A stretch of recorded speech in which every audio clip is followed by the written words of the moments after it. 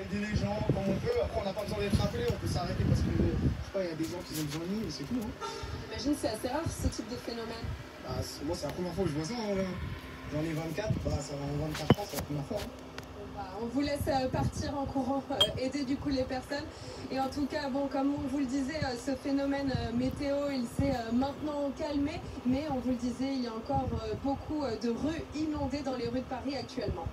Merci Laura, on va se retrouver bien évidemment tout au long de la soirée, puisqu'on est en train de découvrir aussi les dégâts en ce moment sur Paris et dans toutes les régions qui ont été concernées, et les difficultés occasionnées par ces intempéries, avec notamment, c'est vrai qu'il faut y penser ce soir, le travail des ambulanciers qui est aussi perturbé.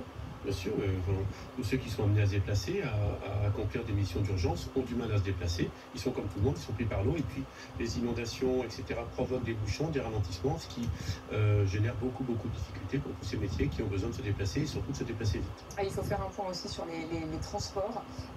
Anthony, il y a plusieurs stations de métro qui ont été fermées à Paris, fermées temporairement au plus fort de l'orage. Et visiblement, il y a encore des difficultés, notamment sur certaines lignes RER. Oui, la tempête effectivement est passée, mais les conséquences, elles sont bien là et elles continuent. Plusieurs lignes de RER seraient en ce moment même perturbées en Île-de-France, en raison évidemment soit des chutes d'arbres sur les voies, mais aussi de l'eau qui a pu inonder justement certaines de ces voies.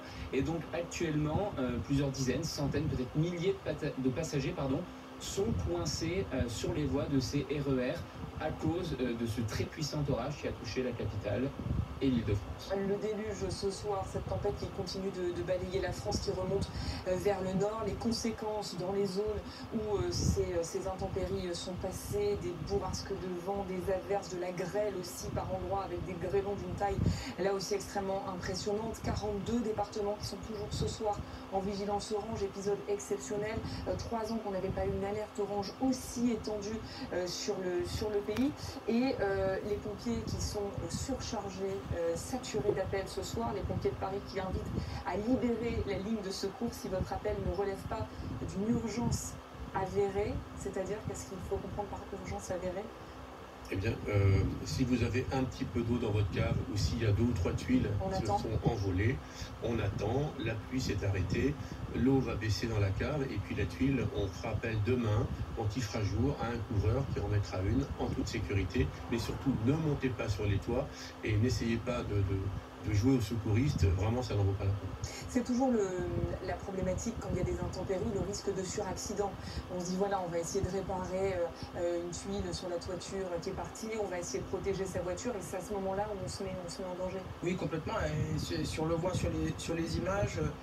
Des écarts on est en train de voir effectivement les dégâts sur ces images en direct de Paris, avec les chutes d'arbres dont on parlait tout à l'heure, avec ces rafales de vent qui ont été extrêmement importantes sur Paris, et donc des chutes d'arbres évidemment sur les chaussées et sur les voitures aussi. Complètement, et là ces voitures qui vont essayer d'éviter ces troncs d'arbres là en pleine nuit, avec de l'éclairage qui est aussi éteint parce que les candélabres sont endommagés, parce qu'on a aussi des coupures de courant, parce que les feux tricolores sont en dérangement. Et donc, arriver sur le plateau, ça a été vraiment le parcours du combattant. Et effectivement, dans ces moments-là, le risque d'accident est beaucoup plus important parce qu'on est vigilant sur ces arbres, mais pas forcément sur le piéton, le cycliste qui est à côté, sur les objets qui pourraient éventuellement tomber, sur des lignes électriques qui peuvent aussi être au sol. On ne les touche pas, on ne cherche pas à les ramasser, on ne s'en approche même pas compte tenu de l'humidité de la chaussée. Tous ces éléments-là, évidemment, mais si vous nous entendez, restez extrêmement vigilants à l'approche d'arbres, d'objets, de câbles électriques qui sont au sol. Oui, les câbles électriques aussi, là, il faut être extrêmement vigilant.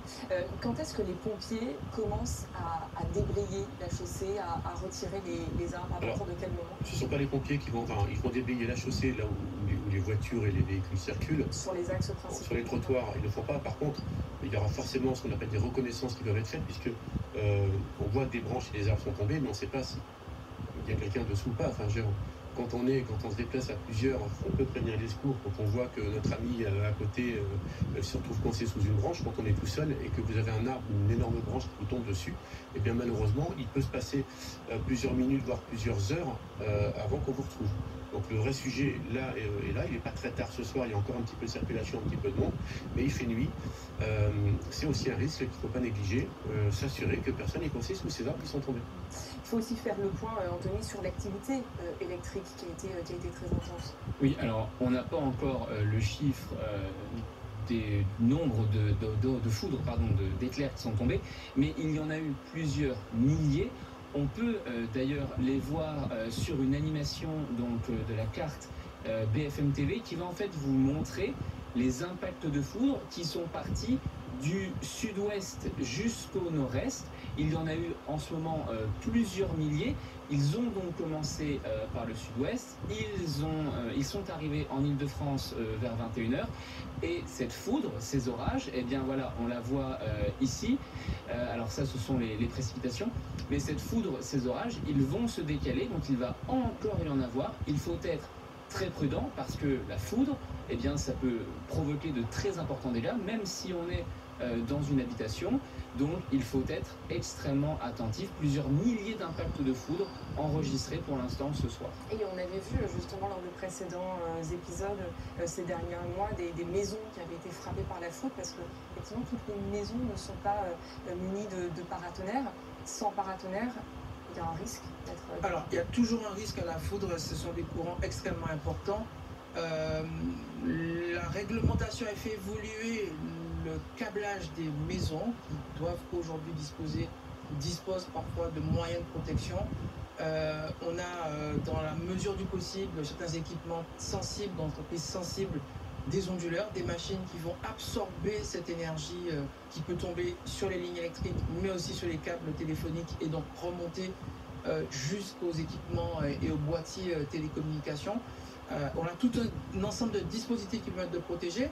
La foudre en elle-même, c'est un sujet, mais on a aussi ces courants qui peuvent être induits dans des appareils électroménagers qui, eux, à leur tour, peuvent déclencher des incendies. Donc, si vous êtes chez vous, c'est de voir, en général, le courant à sauter, faire le tour en fait, de l'installation électrique et de voir, pièce par pièce, si des appareils n'ont pas été endommagés, vous sentez une odeur de brûlé, débrancher l'appareil en question, pour éviter évidemment de déclencher des incendies cette nuit.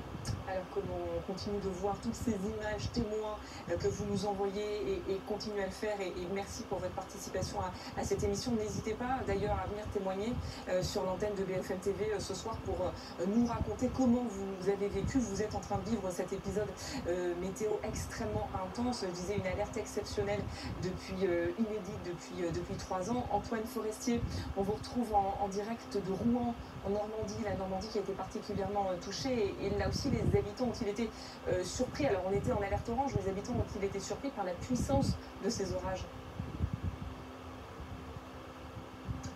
Oui, ils ont été surpris parce que le ciel s'est assombri assez rapidement, on avait un temps assez dégagé, on avait pas mal de monde en terrasse, ici même dans ce restaurant, et puis d'un coup il y a cette grêle qui s'est abattue sur la ville de Rouen, on vous l'a montré tout à l'heure. Bon, c'est pas des gros grêlons, mais ça reste quand même assez important, en tout cas ça a duré pendant de longues minutes, et ici tout le monde s'est réfugié. C'est le cas également de Wally et Joël. Alors vous étiez dans un restaurant juste en face, de l'autre côté de la Seine. Comment vous avez vécu ce moment, cette apparition de l'orage il y a quoi, il y a une bonne heure maintenant? Ça nous a surpris parce qu'on était tranquille en train de commander un verre, on voulait se mettre dehors pour profiter du temps, et là tout d'un coup après tout est tombé, les gens sont rentrés en panique, et puis on s'est installé, puis ça a commencé à tomber dans le restaurant sur les côtés, et les gens étaient tous en train de filmer, un peu choqués, il y avait de tout, des enfants, des familles, et puis nous on est restés, on s'est demandé comment on allait sortir, on s'est dit on va rester, on a pensé à la voiture aussi, qui est garée par là-bas, donc et puis après on a attendu longtemps que ça passe pour refaire le tour, pour regagner notre voiture avec nos enfants. Hein. Et le fait, c'est vrai, comme vous disiez, c'est pas de la grêle très très grosse, mais du coup elle a bien pénétré dans le bâtiment. Donc tout le long des murs, ça coulait sur l'éclairage et tout. Ils ont évacué les tables et tout pour pouvoir évacuer l'eau à l'intérieur. Donc effectivement, ça résonne énormément dans ces bâtiments-là. C'est quand même beaucoup de ferraille à l'intérieur. Et les gens avec des petits-enfants, des bébés, tout paniquaient un peu parce que c'est vrai que ça résonnait très très fort. Quoi, 10 minutes, un quart d'heure? Ouais, difficile à dire, 20 minutes peut-être pas, mais ouais, 10 minutes, enfin honnêtement c'est difficile à dire, mais ça a semblé long quand même. On était en vigilance orange, vous attendiez quand même à avoir ce type d'événement, vous pensiez que vous alliez être épargné? Non, on savait qu'il allait y avoir des orages, on m'avait dit, quoi, avec la météo, mais nous, on pensait que bon, ça allait aller, quoi, qu'on allait passer au travers. Mais bon, moi, j'ai pas peur forcément de l'orage, mais et là, c'était drôle quand ça tombait comme ça, la flotte, là, c'était... Vigilance orange, effectivement, mais il y en a tellement maintenant qu'on ne sortirait plus, on ne ferait plus rien. Quoi. Donc, on tente un peu le diable et puis on reste à l'abri quand on est à l'abri. Il y a une accalmie. Il est temps de rentrer chez vous. En espérant qu'il n'y a pas de mal, pas trop de mal. Si vous êtes garé là-bas, ça devrait aller. On est allé voir les voitures. En théorie, vu la taille des grêlons, ça devrait aller. Je vous remercie beaucoup d'avoir témoigné en direct. On vous laisse rentrer chez vous. On est toujours en vigilance orange, donc faites attention jusqu'à minuit. La température a bien baissé ici à Rouen. On était à quasiment 35 degrés en fin de journée. On est désormais à 22 degrés avec l'arrivée de cet orage, évidemment, d'une forte chute des températures. On le répète, vigilance orange encore jusqu'à minuit. On va passer en vigilance jaune pour le reste de la nuit. Et ensuite, eh bien, cet orage va s'éloigner vers le nord et on devrait être plus tranquille à partir de demain matin. Merci Antoine, on se retrouvera un petit peu plus tard tout au long de cette soirée. On suit avec vous, on vit avec vous cette tempête qui est en train de balayer la France, qui est partie du sud-ouest et qui est en train de remonter vers le nord du pays. On entendait ces Normands dire bah oui, enfin nous on est venu en terrasse, on avait vu l'alerte orange, mais bon, on a tellement des alertes oranges, alors on pensait que ça allait passer. Et c'est la question qu'on se posait tout à l'heure, c'est que c'est vrai que des alertes oranges, il y en a beaucoup. Et à force, on n'a pas forcément le réflexe d'adopter des mesures de prudence, des mesures de sécurité. Alors, moi, je ne sais pas si c'est vraiment lié au fait qu'il y ait beaucoup d'alertes oranges.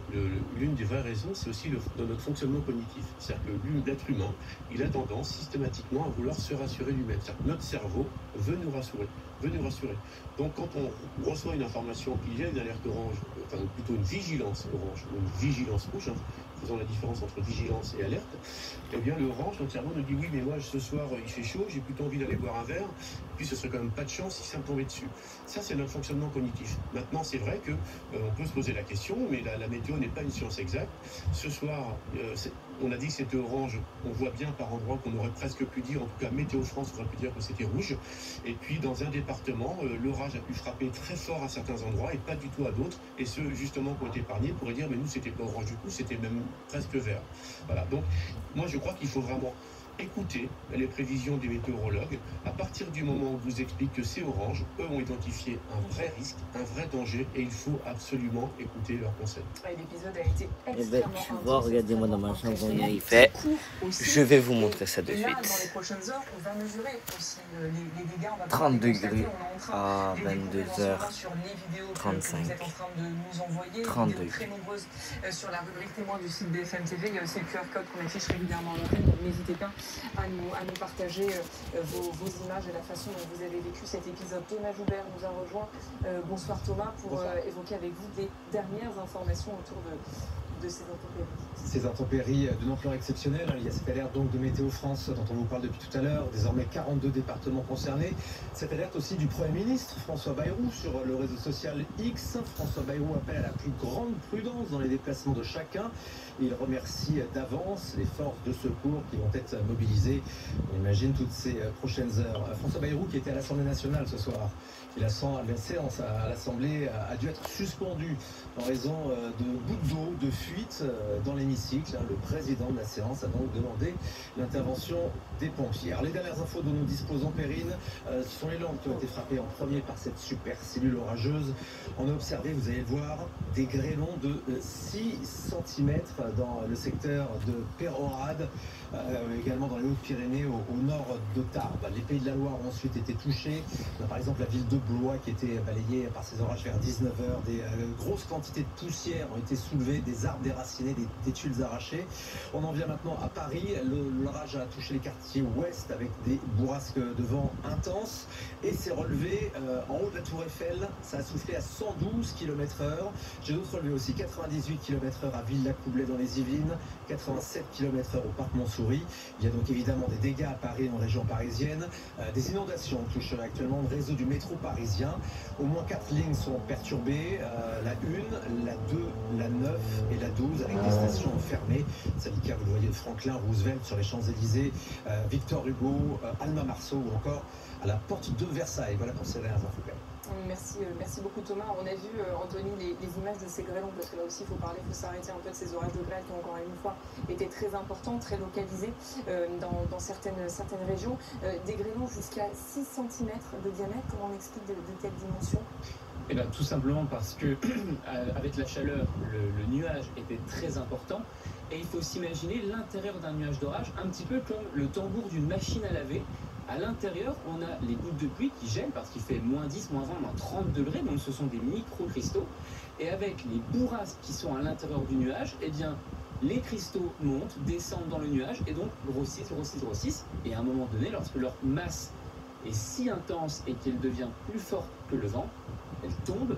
Et parfois, eh bien, lorsque les vents sont très puissants, ils maintiennent les grêlons assez longtemps pour atteindre des tailles de 6, même plus parfois, jusqu'à 10 cm peut-être par endroit. C'est une impression, il y a des grêlons de plus en plus gros ces dernières années. Alors, on a effectivement des grélimètres qui permettent de mesurer en fait la taille de ces grêlons.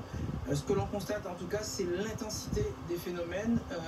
Où, effectivement, plus on va avoir cet air chaud chargé en humidité, plus on va avoir une probabilité que ces grêlons grossissent et qu'ils malheureusement échappent, au moment où ils échappent au nuage, qu'ils puissent malheureusement perturber les activités humaines jusqu'à tuer des hommes, tuer des animaux. On pense beaucoup aux habitations, mais il ne faut pas oublier aussi que des cheptels peuvent être très impactés par ces grêlons-là.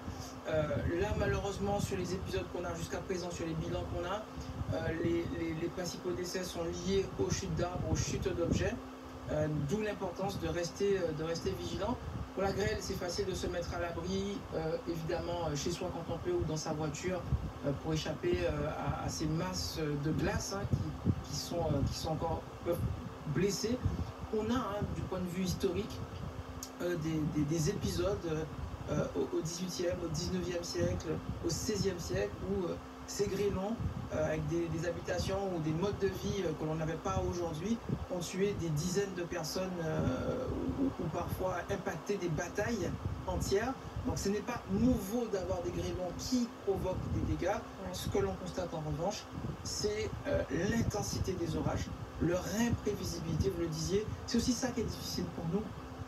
C'est qu'on sait qu'il va y avoir quelque chose de grave, mais on n'arrive pas encore. L'état de la science météorologique aujourd'hui ne nous permet pas de déterminer précisément au kilomètre près où on va avoir les épisodes les plus importants. Et surtout sur les grêlons, parce que c'est extrêmement localisé. Le grêlon peut tomber sous le nuage et avec le vent être emporté, passer aussi et tomber à côté du nuage. C'est-à-dire qu'il va être éjecté du nuage sur les côtés. Et donc tout ça rend très difficile, d'où ces vigilances départementales, parce qu'on ne peut pas aujourd'hui à l'échelle d'une ville dire qu'il va y avoir de la grêle à cet endroit-là, qu'il va y avoir des impacts de foudre ou que le phénomène sera plus ou moins important sur une ville en particulier. Alerte orange aux orages sans précédent en France depuis 3 ans.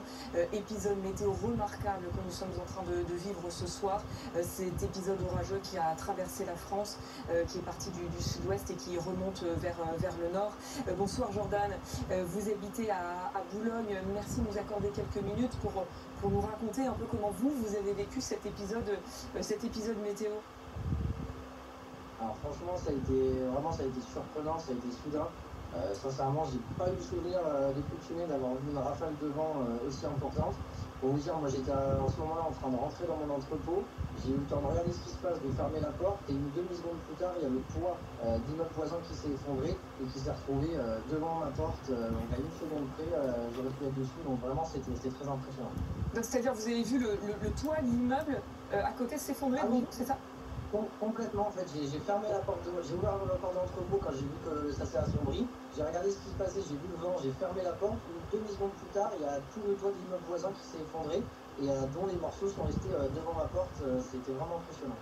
Et comment vous avez réagi en voyant ça?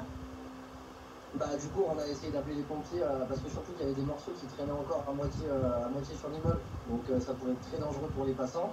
Alors, on a directement appelé les pompiers qui étaient débordés et qui sont venus plus rapidement, et on s'est mis à l'abri pour se protéger, éviter d'avoir des chutes sur nous, quoi. Et vous êtes où en ce moment? En ce moment, j'ai eu le temps de rentrer chez moi sous la pluie, je pense que ça se voit encore, pour mettre à l'abri. Et là, on va bien rester à l'abri le temps que tout ça se calme et qu'on puisse, on espère, demain revenir travailler. Mais je pense qu'il y aura quand même des dégâts parce que vu dans quel état on a laissé les rues en passant, c'était quand même impressionnant. Vous pouvez nous raconter un peu les rues quand vous êtes rentré chez vous, à quoi elles ressemblaient?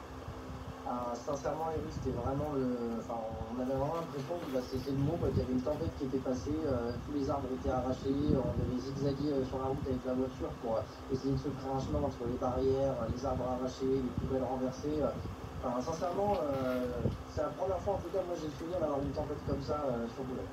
J'ai jamais connu ça, vous dites. En tout cas, vous n'avez pas le souvenir d'avoir déjà vu un épisode météo aussi marquant. Ouais. Sincèrement, c'est vraiment. Pour le coup, j'étais vraiment dedans, mais c'était vraiment impressionnant et c'était vraiment dangereux, quelque chose quand même de soudain.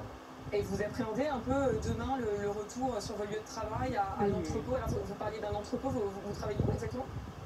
Oui, en fait, je travaille sur Boulogne-Billancourt. On a une entreprise de personnalisation de textile. Donc, du coup, on a un magasin et un entrepôt dans lequel on stocke tout. Donc là, avant de partir, on a fait comme on a pu pour éloigner tous les portes, mettre tout en hauteur pour éviter que l'eau s'infiltre et que tout soit abîmé. Mais oui, j'espère en tout cas que demain, ça soit calmé et je pense qu'on aura quand même pas mal de travail pour remettre tout ça en place. Bon, vous gardez le sourire ce soir, malgré ces émotions fortes. On essaie, Nico, c'est le plus important. Merci beaucoup, Jordan, d'avoir témoigné. Merci de nous avoir accordé ces quelques minutes et d'avoir fait le récit et l'illustration, encore une fois, de l'intensité de cet épisode météo avec cette toiture en face qui s'est envolée et qui s'est écrasée en fait juste en face de lui. Enfin, pour le coup, il a vraiment eu de la chance là. Ah oui, il a eu de la chance. Alors après, ça reste un phénomène rare, une toiture entière d'un immeuble qui s'envole. Heureusement, c'est quelque chose d'extrêmement rare. Qu'il y ait des tuiles sur une maison d'habitation, effectivement, c'est quelque chose d'extrêmement fréquent. Par contre, un toit complet, c'est beaucoup plus rare, mais ça s'explique. Il suffit que les structures soient un peu fragilisées. Le vent, par ces énormes rafales, s'engouffre sous cette toiture et peut finir par tout arracher. Oui, il a eu beaucoup de chance. Mais là, quand on entend le récit de Jordan, notamment quand on voit vos vidéos témoins que vous nous envoyez, qu'on voit les images en direct ici, depuis dans les rues de Paris, on dit que les dégâts, demain matin au réveil, ils vont être extrêmement importants. On a, même là, donc Dovic et moi, en arrivant, déjà pu constater que c'est des dégâts qui sont en plus localisés à certains endroits de Paris. Parce que je venais plus tôt, on n'avait pas ces dégâts-là. Traverser du bois de Boulogne, pareil, je n'avais pas autant d'arbres couchés. Effectivement, on a l'impression qu'il y a un épicentre vraiment autour du boulevard Extrêmement. On a énormément d'arbres et plus je me rapprochais en fait des studios, plus on montait en intensité sur les dégâts. Effectivement, ces bilans-là, il va falloir les faire. Évidemment, on aura des discussions demain avec des assureurs sur évidemment le bilan économique de ça, accompagner évidemment de ces intempéries, accompagner évidemment les différentes personnes, les propriétaires de véhicules, énormément de véhicules endommagés sous ces arbres. Comme le disait Ludovic, évidemment des reconnaissances à faire évidemment pour voir s'il n'y a pas eu de vie perdue malheureusement quand c'est intempéries. Parce qu'évidemment, il y a des dégâts matériels, mais l'urgence, c'est évidemment de faire en sorte qu'il n'y ait pas de bilan humain quand on a de telles intempéries. Et c'est vrai que quand on voit la violence des dégâts sur ces images, ces arbres arrachés, on comprend mieux les consignes de rester absolument chez soi. C'est la consigne absolue, c'est ce que dit Vigilance Orange, c'est ce que dit Vigilance Rouge. C'est dangereux, la situation est dangereuse, restez chez vous, mettez-vous à l'abri et attendez que le phénomène météo passe pour pouvoir reprendre une activité normale. On voit bien, c'était tellement violent, tellement soudain que si on prenait juste le risque de sortir en se disant je vais encore sortir prendre un verre vite fait ou aller chercher une baguette de pain, l'événement est tellement soudain qu'on n'a pas le temps de rentrer. Et même là, si la tempête est passée, je voyais des habitants qui étaient en train de prendre des photos. Effectivement, c'est tellement impressionnant de voir ça dans les rues. Là aussi, tout danger n'est pas écarté. Alors, pour mettre en short, mais vu qu'on voit que le problème, c'est que les vidéos, c'est que 3 minutes, le reste de la vidéo entière sera en vidéo normale. Qui sont encore suspendus parfois, retenus par des arbres qui tiennent à peu de choses, peuvent encore blesser, voire tuer. Je n'ai aussi pas de solidarité, énormément de solidarité. J'ai vu énormément de personnes réfugiées encore dans des restaurants, dans des commerces, pour pouvoir éviter évidemment de se faire blesser. Et n'hésitez pas à mettre des commentaires. Dans différentes rues qui indiquaient qu'une rue ou telle rue était bloquée, qu'il fallait faire demi-tour, ne pas s'avancer, ne pas s'aventurer. Donc continuer à faire preuve de solidarité, c'est aussi comme ça qu'on passe au travers de ce type d'intempéries. Une consigne de sécurité importante, on a tendance à regarder par terre les arbres, les branches qui sont tombées. Moi j'invite tout le monde à regarder plutôt en l'air, pour s'assurer qu'il n'y en a pas d'autres qui risquent de tomber, de regarder également tout ce qu'il y a sur les balcons, il y a tout un tas d'objets, de pots de fleurs, etc. qui peuvent tomber des balcons, y compris beaucoup plus haut au niveau de toiture, des éléments d'architecture également. Donc regardez en l'air, éloignez-vous des façades et en tout état de cause, restez pas longtemps dehors, allez chez vous, regardez BFM TV, ce sera peut-être plus et suivez l'évolution des dégâts. On vous en fait le récit ce soir, on continue évidemment de suivre les régions là où c'est en train de frapper, là où ça va frapper encore ce soir, puisque le calme ne sera pas de retour avant 3 h du matin. On va faire le point avec vous dans un instant, Anthony, sur l'évolution de ces orages. Mais d'abord, le constat des dégâts. Laura Cambo à Paris. L'orage est passé, la tempête est passée, on a toutes ces images qui nous parviennent. Alors là, on est sur la Dordogne, mais tout à l'heure, on était sur l'Île-de-France et on voyait à quel point les dégâts avaient été importants alors qu'on voit ces inondations. Racontez-nous un peu à quoi ressemblent les rues autour de vous, Laura. Eh bien écoutez, en effet, nous étions avec Jules Bedeau dans ces rues de Paris quand cette tempête s'est abattue aux alentours de 21 h et il y a eu des rafales de vent impressionnantes allant jusqu'à 100 km/h et ces rafales de vent, vous en parliez, elles ont en effet fait des dégâts. Il y a ces branches qui se sont effondrées tout le long de cette avenue. Alors là, ici, on est juste en face d'un bar-restaurant et nous sommes Regardez-moi ces arbres. Racontez-nous ce qui s'est passé.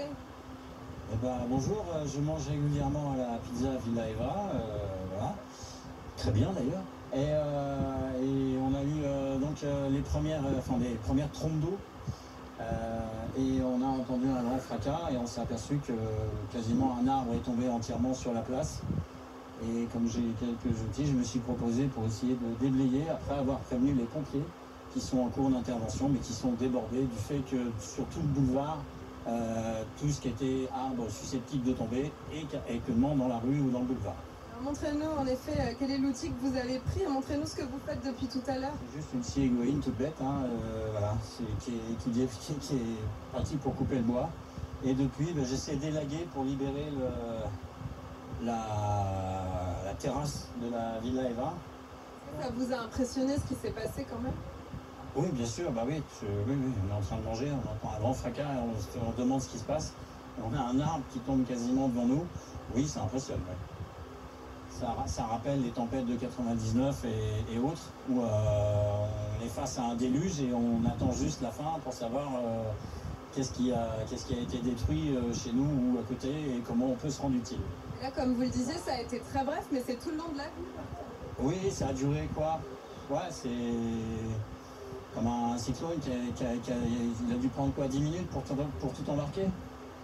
Et ça a généré des tas d'incidents apparemment sur la rue Lecourbe, sur tout le boulevard et certainement ailleurs, parce qu'il n'y a pas raison qu'il n'y ait que nous qui ont été touchés.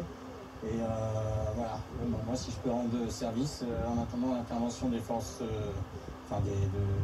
des pompiers, c'est avec plaisir, je le fais. Merci Eric, on vous souhaite bien du courage. Et en effet, tout à l'heure, nous avons vu des habitants qui tentaient d'aider puisqu'il y a de nombreuses rues qui sont inondées à Paris. C'est notamment le cas dans le 16e arrondissement. Nous étions il y a quelques minutes, nous avons croisé des voisins qui ont pris des bâtons de bois pour tenter de déboucher les bouches d'égout pour laisser l'eau passer. Il y a également, on vous le disait, toutes ces branches d'arbres qui sont absolument partout dans la capitale. Et puis nous avons croisé également des ambulanciers qui nous ont dit être débordés. Ils allaient secourir des personnes qui s'étaient retrouvées coincées justement des branches d'arbres et au milieu de flaques d'eau. Merci Laura, et on continue avec vous ce soir d'aller à la rencontre des Parisiens, des Parisiennes qui ont vécu cet épisode, de constater les dégâts dans la capitale. On ira dans un instant en Normandie aussi retrouver notre reporter Antoine Forestier pour constater les dégâts à Rouen. N'hésitez pas à nous faire parvenir vos images témoins pour raconter aussi ce qu'il se passe chez vous dans votre région. Encore une fois, je le rappelle, cette alerte vigilance aux orages, elle est inédite depuis 3 ans. Plus de 50 départements, 54 départements au total ont été concernés et on voit, vous en parliez tout à l'heure Gaël, de cette solidarité qui se met en place d'emblée où chacun aide avec ses moyens pour essayer de déblayer les routes. Oui, bien sûr, en général, majoritairement, les gens sont bons, s'entraident, on râle, on a une réputation de râleur, mais c'est que dans ces moments-là, on a une solidarité spontanée qui fait plaisir à voir. C'est aussi pour ça que Ludovic et moi, on est souvent engagés sur des exercices. L'objectif, c'est aussi de préparer les collectivités, préparer les commerçants, préparer les écoles à faire face à l'imprévu. On ne sait pas, c'est très difficile de prévoir exactement ce qui va se passer dans notre voisinage le jour où ces intempéries arrivent. Les exercices, les fêtes de village, les fêtes votives, les fêtes de quartier, c'est aussi des moments festifs qui permettent de se connaître et de se porter assistance. Nos personnes âgées, nos personnes fragiles, les personnes qui ont des besoins électriques pour des soins médicaux. Tout ça, à l'échelle d'un village, à l'échelle d'une rue, à l'échelle d'un quartier, c'est cette solidarité qui permet de se manifester. Et quand on aura de la part des élus évidemment et des comités de quartier, ces exercices qui seront mis en œuvre massivement, je l'espère, d'ici 2026, on aura des obligations réglementaires de faire ces exercices. J'espère que ce sera encore plus fluide. Et on voit ce monsieur qui est au travail, il va en falloir du temps pour dégager la chaussée de cet arbre. Communication à l'instant des sapeurs-pompiers de Paris qui affirment qu'une quarantaine d'arbres sont tombés, qu'il n'y a pas eu de blessés, qu'il n'y a pas eu de victimes, que par rapport à la violence de la tempête, on s'en sort plutôt bien. Ce sont les sapeurs-pompiers de Paris qui disent ça. Aucune remontée donc de victimes ni de blessés n'a été faite pour le moment. Une quarantaine d'arbres tombés, 8 pompages qui ont été actionnés également, et on s'oriente vers un retour à la normale, nous dit-on, sur Paris. Oui, c'est très bien, le bilan est très satisfaisant, les reconnaissances ont été faites, pas de victimes, c'est ce que je disais tout à l'heure, c'était une crainte. 8 pompages, c'est rien du tout par rapport à l'eau qui est tombée, mais ça s'explique également. D'abord, souvent, c'est pas une priorité, c'est pas une opération urgente. Je pense qu'ils ont mis en œuvre ces opérations de pompage dans des endroits où effectivement il y avait des enjeux particuliers de vider l'eau très rapidement. Voilà, c'était un épisode extrêmement violent, extrêmement soudain. Les sapeurs-pompiers ont fait le job. Comme d'habitude, ils étaient prêts, ils se sont mobilisés avant que le vent ne souffle, avant que la pluie ne tombe, et ils ont une fois de plus montré qu'ils étaient en capacité. Comment on anticipe justement un tel phénomène météo pour éviter un bilan humain et pour éviter des dégâts importants? Tout d'abord, ils vont activer une cellule de crise qui sera dédiée à cet événement particulier pour leur donner la capacité d'abord de traiter l'ensemble des appels. Je le rappelle, les sapeurs-pompiers, c'est d'abord des opérations courantes, urgentes, du secours à personne, du secours à victimes, des incendies, etc., des accidents de circulation. Ça, c'est ce qu'on appelle le courant. Et puis ensuite, il y a ces événements très ponctuels qui vont provoquer en très peu de temps beaucoup de dégâts, qui vont aussi générer beaucoup d'inquiétudes. Si je parle d'inquiétude, c'est parce que les gens sont inquiets et veulent que les sapeurs-pompiers viennent les rassurer et puissent intervenir. Le job d'un centre opérationnel, d'un centre 18 et 112 aujourd'hui, c'est de réceptionner l'ensemble des appels et de faire un premier tri. Ce qui est du courant et ce qui relève de l'opération spécifique. Et pour ce qui concerne cette opération particulière, c'est faire le tri dans ce qui est urgent et ce qui n'est pas. Donc ça, c'est une mobilisation organisationnelle et humaine pour pouvoir faire face et abonnez-vous, n'hésitez pas. Le positionnement, le rappel en renfort de ressources spécifiques, de moyens spécifiques qui vont pouvoir intervenir rapidement et partout où on en aura besoin. Donc le dispositif monte en puissance avant l'événement pour que quand ça arrive, on soit prêt à intervenir. Donc ça a été bien anticipé, en tout cas c'est ce qu'ont l'air de dire à 7h les sapeurs-pompiers de Paris. Encore une fois, il faudra attendre un peu de temps pour faire un bilan global de cet épisode sur la capitale et ailleurs, parce que je le rappelle, une cinquantaine de départements au total qui ont été touchés et qui continuent de l'être en ce moment. Avant de faire le point sur l'évolution de ce phénomène, j'aimerais qu'on prenne la direction de l'Assemblée nationale, parce qu'on l'a entendu à travers les témoignages sur notre antenne. Cet épisode orageux, il a surpris beaucoup d'habitants malgré l'alerte orange. Il a aussi surpris les députés, Edgar Becquet, qui étaient réunis ce soir pour un débat sur la situation au Proche-Orient. Et ce débat a été interrompu par la pluie. Oui, Perrine, on a assisté à une scène assez cocasse tout à l'heure aux alentours de 22h. Le Premier ministre venait tout juste de prononcer son discours et à la fin de sa prise de parole, il a levé sa tête, il a regardé le toit de l'hémicycle et il a dit ces quelques mots: je crois qu'il pleut là, parce que en effet, le toit, il y avait une une fuite dans le toit de l'hémicycle. Le président, le vice-président de l'Assemblée nationale, Roland Lescure, a décidé d'interrompre la séance pendant quelques minutes. Le gouvernement prend l'eau, ont crié quelques députés à la fin de son intervention. Blague facile à faire, mais il fallait la faire, hein, il faut le dire. Je vous avoue que moi, c'est la première fois que j'assiste à une interruption de séance en raison de la météo. Les députés qui ont donc quitté l'hémicycle pendant quelques instants, le temps que les pompiers puissent intervenir, et les pompiers ont placé des tapis absorbants sur le toit de l'hémicycle. Une séance qui a pu reprendre il y a maintenant une quinzaine de minutes pour que les débats puissent reprendre normalement. Merci Edgar Becquet avec Dominique Le Picard, voilà pour cette séance qui a été perturbée. Mais c'est pas la première fois que l'Assemblée nationale elle prend l'eau, c'était quand il y a un an, il y avait eu un épisode. On a effectivement des inondations, alors du ruissellement, on a toujours une crainte quand la Seine monte. On a un certain nombre d'édifices, un certain nombre de bâtiments qui sont en bord de Seine et qui représentent un danger. Là on est sur de la toiture, mais effectivement à chaque fois qu'on a ces pluies qui peuvent être intenses sur Paris, il y a toujours ce risque évidemment que les gouttières et que l'eau de ruissellement ne puissent pas s'évacuer et malheureusement rentrant dans le bâtiment, ce qui nécessite soit des évacuations, soit une fermeture temporaire ou partielle des locaux. Et donc là, encore une fois, ce sont des exercices qui sont prévus et qui sont faits régulièrement pour permettre à ces bâtiments critiques, sensibles, de pouvoir rapidement à nouveau rouvrir. L'Assemblée nationale, comme le disaient quelques éditorialistes politiques, elle est où sont réunis les députés. Donc effectivement, on a aussi des sites de repli qui sont prévus, là aussi par les exercices, pour pouvoir évidemment continuer à avoir une activité politique ou une activité administrative. Anthony, on est en train de constater les dégâts à Paris. La tempête est passée sur la capitale et sur l'île de France. Où les orages sont-ils le plus violents en ce moment ? Alors, donc effectivement, on a constaté les dégâts depuis maintenant plusieurs heures, mais les orages continuent au moment où l'on parle, Perrine. Et en ce moment, donc, ils se situent globalement sur les Hauts-de-France et le Grand Est. C'est là qu'ils éclatent actuellement, donc à 23h. Et il va falloir être prudent encore plusieurs heures, puisque jusqu'à 3h du matin, Météo France indique que les risques orageux seront importants sur ces départements donc, du nord et de l'est.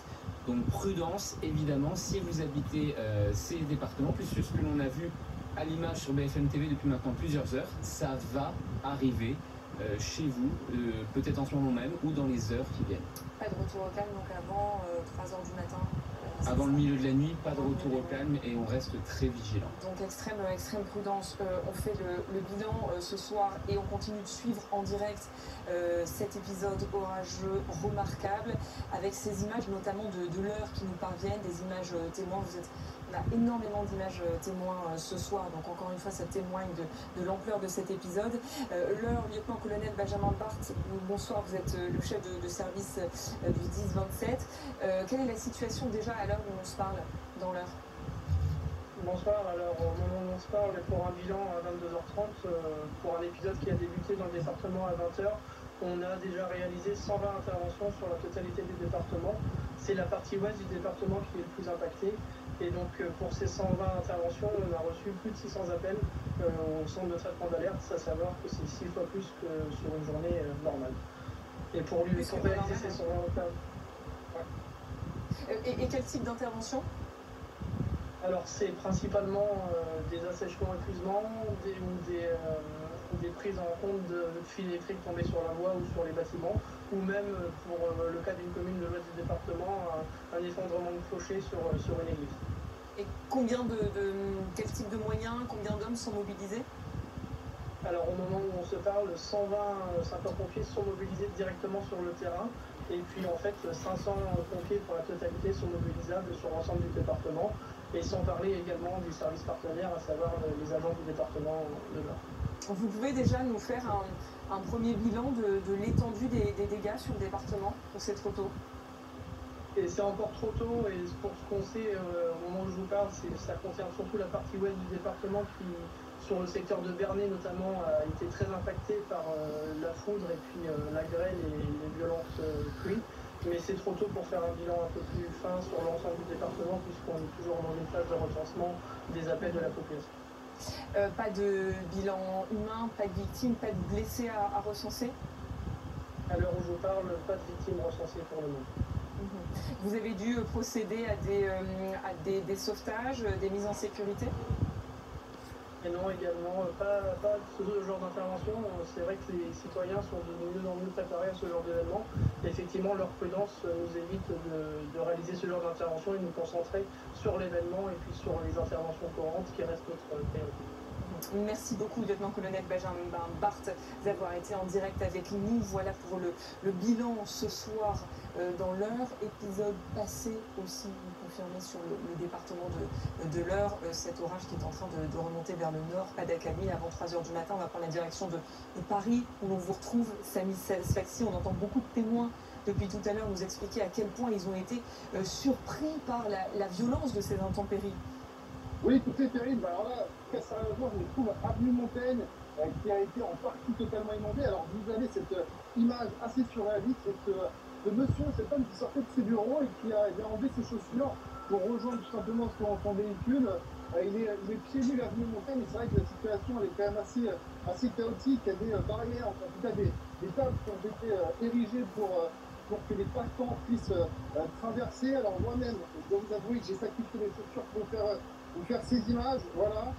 C'est vrai que c'est impressionnant. En fait, à Paris, il y a dans un très nombre, un grand nombre de rues, il y a des branches, même parfois morceaux de troncs d'arbres, comme vous avez pu voir tout à l'heure sur les images, qui se sont arrachés, qui ont été brisés par la violence de cet orage.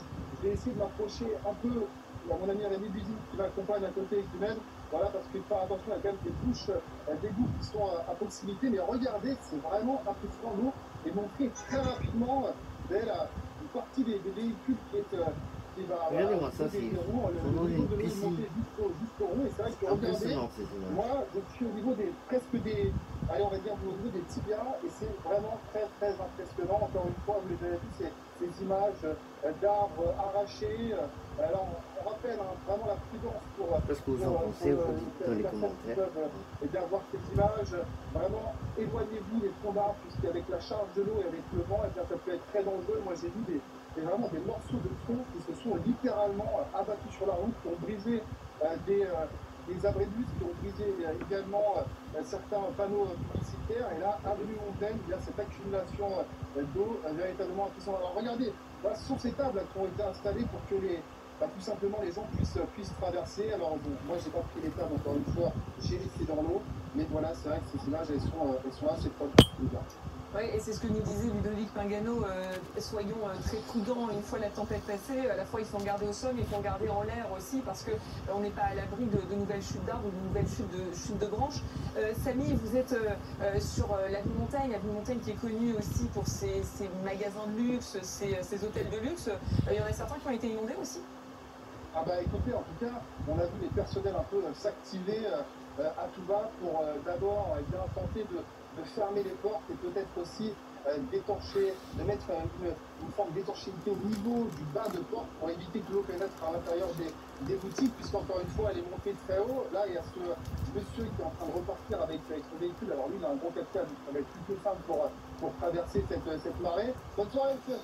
Et c'est vrai que en tout cas ces boutiques de luxe pour l'instant n'ont à ce que je vois pas forcément été impactées, parce que regardez, il y a quand même un petit trottoir qui est surélevé, mais vraiment c'est très impressionnant. J'avais pas vraiment vu ça à Paris. Ça fait de nombreuses années que j'étais à Paris, j'ai pas réellement connu cette expérience. Et encore une fois, ce sont les troncs d'arbres et ces branches très lourdes qui se sont fracturées sur le sol. Tout à l'heure, j'ai vu ça à rue Kébert, j'ai vu ça également sur les quais, pas très loin de l'Assemblée nationale. Et c'est vrai que votre invité disait qu'il faut vraiment faire attention. Moi, je me suis déplacé en vélo et à chaque fois, j'évitais d'aller sous les arbres pour pouvoir arriver ici, parce que, encore une fois, la situation peut encore être dangereuse par certains endroits. Merci Samy, vous restez avec nous, on va vous retrouver dans les prochaines minutes pour continuer de découvrir un peu les dégâts sur Paris. Et là encore, les récits, les témoignages, Samy disait, moi ça fait des années que je vis sur Paris, je n'ai pas le souvenir d'avoir connu ça, et on l'entend à travers les nombreux témoignages depuis tout à l'heure sur l'antenne, mais à la fois à Paris, mais aussi en Normandie. Tout à l'heure, il y avait quelqu'un, un Normand, qui faisait référence aux tempêtes de 99. Alors je ne sais pas si c'est du calibre des tempêtes de 99, mais ça en dit long quand même sur le ressenti et la surprise aussi des habitants, des Français, des Françaises qui, malgré cette alerte orange, ne s'attendaient pas à une telle intensité. Oui, on n'y croit pas, on ne veut pas y croire. Alors, c'est pas du tout le même phénomène qu'en 1999. Moi, j'étais déjà sapeur-pompier professionnel en 1999 et je suis intervenu lors de cette tempête. Il y en a eu plusieurs. Le vent soufflait, ne s'arrêtait pas. C'était quelque chose d'absolument incroyable. Là, on est sur un phénomène qui est quand même beaucoup plus bref. Mais avec des conséquences particulièrement importantes, des dégâts importants. On l'a vu, les arbres qui ont chuté sur la voie publique, beaucoup d'autres dégâts, et puis par endroits comme ça, des inondations. Mais effectivement, les gens ont du mal à croire que quand ces vigilants se rangent, il va se passer quelque chose de grave. Alors effectivement, il ne se passe pas quelque chose de grave partout, sur l'ensemble du territoire, mais en plein d'endroits, et ça évolue comme ça, et ça va évoluer comme ça jusqu'au milieu de la nuit. Et bien, à chaque fois que l'orage passe, à chaque fois qu'on est dessous, et bien à chaque fois, on a les mêmes risques, à savoir des chutes d'objets, la grêle, des chutes d'arbres, etc. C'est très important, encore une fois, de préparer les collectivités justement sur cette mémoire. On voit qu'on a un référentiel. Les gens font appel à ce qu'ils ont connu de pire par le passé. C'est très important d'entretenir cette mémoire parce que c'est aussi cette mémoire qui permet d'être vigilant, d'être prudent et de prendre les bonnes dispositions pour pouvoir faire face à ces phénomènes-là. Moi, le premier, sur cette situation, je vous parlais un peu de ma famille.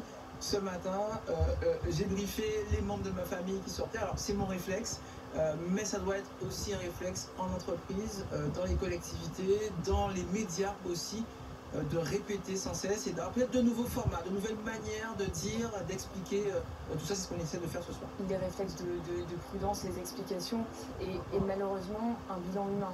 Je disais tout à l'heure que sur Paris, les sapeurs-pompiers de Paris se félicitaient qu'il n'y ait pas de victimes. C'est le cas pour l'heure dans la capitale. En revanche, ailleurs, on apprend à l'instant de sources proches de l'enquête qui nous ont été confirmées qu'il y a eu 2 morts, dont un enfant de 12 ans. En Mayenne, un homme qui circulait en quad a été tué en début de soirée par la chute d'un arbre sur une route. Et vers 20h, dans le Tarn-et-Garonne, à Piquecos précisément, un petit garçon de 12 ans a été tué, là aussi, par la chute d'un arbre dans un cours d'eau, alors qu'il quittait les lieux en famille à cause des orages. Donc ce que l'on comprend, c'est que cette famille était à proximité d'un cours d'eau, elle a été surprise par l'intensité des orages, ils ont dû partir en panique.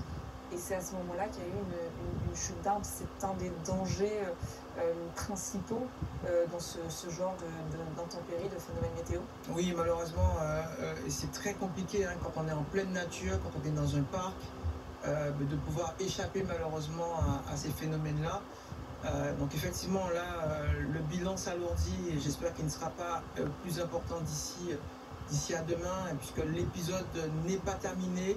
Donc pour éviter de l'alourdir, jusqu'au matin, on reste vigilant pour éviter d'alourdir ce bilan et que malheureusement la nuit, réduisant la visibilité, on ait des suraccidents, des suraccidents après ce phénomène majeur. Ce phénomène majeur avec un bilan déjà, un enfant de 12 ans et une personne décédée, donc je rappelle un homme en Mayenne bon, ça, c'est enfant. Et un enfant de 12 ans, là aussi suite à la chute d'un arbre dans le Tarn-et-Garonne. Il faut dire que cet épisode a été particulièrement marquant parce qu'il y a eu à certains endroits des épisodes de grêle très, très forts, mais des vents aussi, des bourrasques de vent très violentes. Oui, Météo France avait de toute façon prévenu, on s'attendait à des rafales qui pouvaient atteindre, voire même dépasser les 100 km/h. C'est ce qu'on a mesuré à plusieurs endroits, puisqu'on a eu par exemple, alors là c'est en Seine-et-Marne, 120 km/h à Brosse-Monceau, mais dans le sud, on a par exemple relevé 118 à Montauban. Donc effectivement, de telles rafales de vent vont provoquer ces chutes d'arbres qui malheureusement peuvent provoquer le triste bilan que l'on déplore ce soir. Ouais.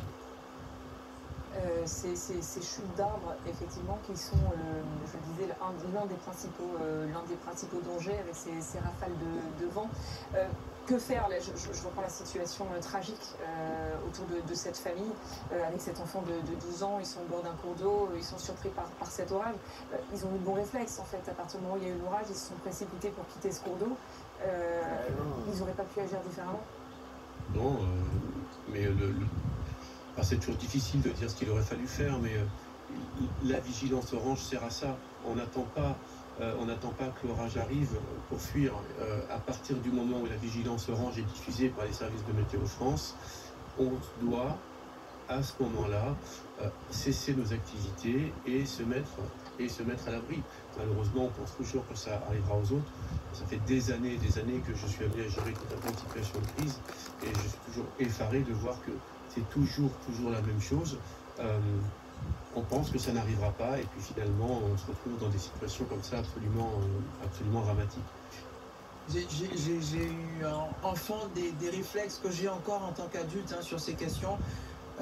Ce réflexe, quand je faisais mes études, c'est à partir du moment où tu entends gronder l'orage, c'est que tu es déjà potentiellement en danger. Donc il faut avoir ce réflexe. On a quand même des sons, les animaux réagissent aussi à certains... D'ailleurs, on les voit souvent fuir bien avant nous. Tout à fait, bien avant nous. Entendre déjà le tonnerre gronder, c'est déjà un signe que vous êtes en danger. Donc à ce moment-là, vous vous mettez à l'abri dans votre voiture, vous vous éloignez des arbres, parce que vous pouvez être foudroyé, parce que vous pouvez avoir malheureusement un arbre qui tombe sur vous, sur une habitation légère, sur une caravane, sur une voiture. Tous ces habitations à proximité d'arbres ne sont pas suffisamment résistantes et solides pour pouvoir survivre. Le mort qu'on a eu sur le dernier épisode, il venait aussi d'une chute de tronc d'arbre sur une habitation légère. Et malheureusement, cette personne est décédée. Donc là, on voit encore que ces bilans services, malheureusement, c'est à cause de ces arbres. Bonsoir, colonel Alexandre Joissard. Vous êtes adjoint du Centre opérationnel de gestion des crises de la sécurité civile. Merci de nous accorder quelques minutes et j'imagine à quel point vous devez être sollicité ce soir. On apprend malheureusement ce bilan humain. 2 personnes qui sont décédées en Mayenne et dans le Tarn-et-Garonne, un homme et un enfant de 12 ans. Est-ce que vous pouvez nous en dire plus sur les circonstances de ces décès? Oui, tout d'abord vous dire que évidemment nous sommes en vigilance depuis la fin de journée. Nous avons même fait venir un expert Météo France à l'intérieur de notre cellule de coordination opérationnelle. Et permettez-moi d'adresser ce soir un message aux familles et aux proches des 2 victimes. Une première victime, comme vous l'avez dit, en Mayenne, avec un malheureux accident en véhicule avec un arbre jonché au sol. Et puis le deuxième avec un enfant de 12 ans à proximité d'un cours d'eau qui malheureusement lui a emporté la vie. Nous sommes là actuellement en coordination, en échange avec l'ensemble des zones qui ont la remontée d'informations au fur et à mesure des départements. Ce que je peux vous dire, c'est que là, on a actuellement une zone orageuse qui est en train de partir vers le Nord-Pas-de-Calais. C'est en train de traverser là en temps réel, avec des rafales enregistrées à plus de 140 km/h. C'est ce que disait notre expert Météo France. Et nous avons aussi un autre phénomène qui va lui être un peu plus dans l'est, passer de la Bourgogne à la partie ça un petit problème de dans la fin du voilà. Ouais, donc l'extrême prudence jusqu'à 3 h du matin, au moins pas de retour au calme avant cette heure-là. Donc vous dites essentiellement sur le Nord-Pas-de-Calais, notamment un point de vigilance particulier à ce niveau-là. Est-ce que vous avez déjà des remontées aussi sur d'éventuels blessés? Alors sur les blessés, le bilan victimaire actuel, vous l'avez malheureusement dit, nous avons 2 personnes qui ont perdu la vie. Nous avons aussi une personne blessée léger, mais c'est beaucoup trop tôt pour stabiliser un bilan. On le dit toujours sur ces phénomènes naturels, il faut le temps que les informations parviennent aux centres opérationnels départementaux, qui vont ensuite faire remonter aux centres opérationnels zonaux, et ensuite ça arrive et synchronisé au niveau national. Ces informations nous arrivent au compte-gouttes. Ce que je peux vous dire, c'est que localement, il y a eu des phénomènes très dangereux avec de la grêle. C'est encore potentiellement le cas. Donc les messages de prudence et de vigilance qui ont déjà été donnés sur votre plateau, je tiens à les rappeler. Il faut bien rester à l'abri, rester chez soi, ne surtout pas sortir pour déplacer un véhicule ou se mettre en danger. Là, il faut rester à la maison et éviter tout déplacement. Le deuxième élément, être le plus loin de cours d'eau, puisqu'on peut avoir des montées de cours d'eau assez subites sur certaines zones. Et puis, vous l'avez sans doute déjà évoqué, mais on a plus de 100 000 foyers privés d'électricité et on pourrait avoir des zones mobiles qui amènent à ce qu'il y ait des coupures d'électricité temporaires. Quels sont justement, alors c'est trop tôt pour faire un bilan, vous le dites, mais quelles sont déjà les premières remontées que vous avez en matière de dégâts? Vous disiez notamment voilà, plus de 100 000 foyers privés d'électricité ce soir. Vous avez également forcément sur certains départements des toitures impactées du mobilier, des véhicules avec ces grêlons de la taille d'une balle de tennis. Vous avez aussi ces cours d'eau qui montent. Vos images le montrent. D'ailleurs, ces comportements qu'on peut voir, là, ce sont des images sur Paris, mais on a évidemment ces comportements-là aussi en province. Lorsque vous voyez le ciel s'assombrir ou des éclairs, c'est le cas de nouveau là d'ailleurs à Paris, puisque je le vois depuis mon centre opérationnel. Il faut rester à l'abri, il faut éviter tout déplacement, il faut éviter de se mettre en danger pour pouvoir prendre soit des photos, soit se déplacer. C'est bien en ce sens que 57 départements étaient en vigilance orange. Cette vigilance orange, c'est pas une vigilance à prendre à la légère. Dès qu'on est en orange, on est vraiment sur des risques potentiels pour la vie humaine. Et donc, votre antenne nous permet de le rappeler. Et vu l'ampleur du phénomène et le nombre de départements qu'il concerne, vous redoutez demain des dégâts extrêmement importants? Ce qu'on sait, c'est que là, on est en coordination depuis la fin de journée. On a fait déjà une première réunion, un premier briefing, comme on l'appelle chez nous, avec les états-majors de zone. C'est-à-dire que nous avons prévu d'augmenter les effectifs et de demain d'avoir des reconnaissances dans la nuit et demain matin, dès que l'eau aura cessé, dès que les passages de grêle auront cessé. On va pouvoir engager ces équipes, ces effectifs qui vont pouvoir nous donner des évaluations. Et en fonction de ces évaluations, on rajoute ou on déplace des moyens. Ce sont le cas avec les moyens départementaux, les sapeurs-pompiers volontaires, les sapeurs-pompiers professionnels, mais ça peut aussi être le cas de nos moyens nationaux, les formations militaires de la sécurité civile qui peuvent apporter un concours si c'est nécessaire. Merci colonel Alexandre Joissard de nous avoir accordé ces quelques minutes et je le disais, on imagine à quel point, et vous le dites, à quel point vous devez être sollicité ce soir, à quel point les pompiers doivent être sollicités. On pourra définir un bilan autour de ces intempéries dans les prochaines heures. Là, il est encore trop tôt ce soir, mais on se rend compte déjà que les dégâts vont être probablement extrêmement important. Plus de 100 000 foyers privés d'électricité, c'est l'information que vient nous donner le colonel Alexandre Joissard. Et puis ce bilan humain déjà terrible, puisque 2 personnes ont perdu la vie. Alexandra Gonzalez, bonsoir, du service police-justice de BFM TV. 2 personnes qui sont décédées. Un homme dans le Tarn-et-Garonne, un homme en Mayenne et un jeune garçon de 12 ans dans le Tarn-et-Garonne. Est-ce que vous pouvez nous apporter plus d'éléments sur les circonstances de leur décès? Oui, ce que l'on sait pour l'instant, c'est que alors pour commencer par ce garçon de 12 ans, il était en famille à Tiquecos. C'est une petite commune de 500 habitants qui est au nord de Montauban, dans le Tarn-et-Garonne. Il était en famille quand l'orage est arrivé. Ils étaient à proximité d'un cours d'eau. Ils ont voulu immédiatement quitter les lieux, mais un arbre est tombé et a entraîné la mort de cet enfant de 12 ans qui n'a pas pu être réanimé par les secours. Voilà pour cet adolescent, cet enfant de 12 ans. Et pour le deuxième décès, il s'agit d'un homme qui circulait en quad. Donc vous savez, ce sont ces petits véhicules à 4 roues. Il était sur une route à ce moment-là. Il était peu avant 20 heures. Et là encore, c'est un arbre qui a entraîné sa mort. Là, on se trouve en Mayenne pour ce deuxième décès, dû également donc aux intempéries. Merci Alexandra, on vous retrouvera un petit peu plus tard, à partir du moment où on aura plus d'éléments d'information autour de ces 2 décès.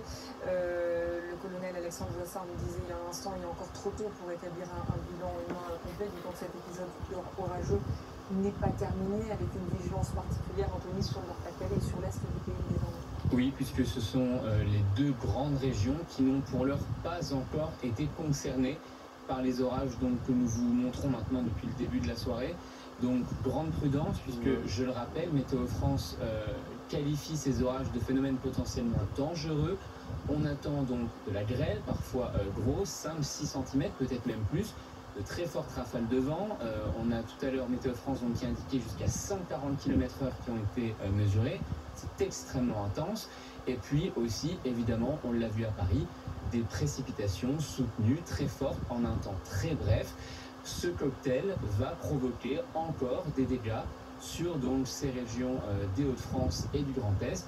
Il faut être très vigilant si vous habitez ces départements ce soir, cette nuit, jusqu'à 3 h du matin. et plus de 100 000 foyers donc ce soir qui sont privés d'électricité. Quelles sont les précautions à prendre pour ces foyers concernés? Alors, il n'y a plus forcément de précautions à prendre, il n'y a plus d'électricité. Je sais que les services d'Enedis sont d'ores et déjà mobilisés pour rétablir l'électricité dans les quartiers ou les communes concernées. Là, il est tard.